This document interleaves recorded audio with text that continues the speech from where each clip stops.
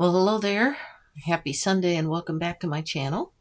Thank you for coming back, and I'm going to do this little cardinal that I showed you at the end of the last lesson. This particular little guy is, I don't know yet if I'm going to add snow, but I did draw him out and get him ready, so I guess we'll do him. I've got the same colors that I did the last cardinal, and that is won't use too much of this. This is my Antwerp.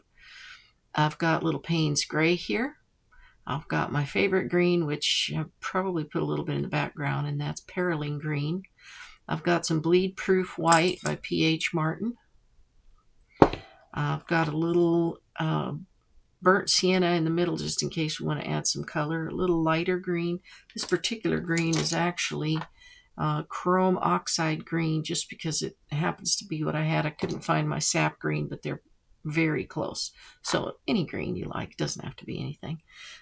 This is my quinacridone red for the bird, but any red will do, just a bright red, not an orangey red, because they are definitely not orangey.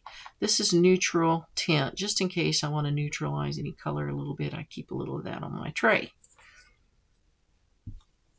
So first of all, I used my washi tape, W-A-S-H-I, I get it at Hobby Lobby, to put around the corners.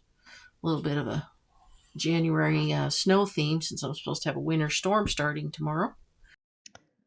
The full lesson with all of the instructions and details are going to be on my website that we're building.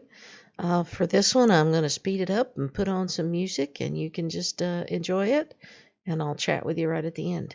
Have fun!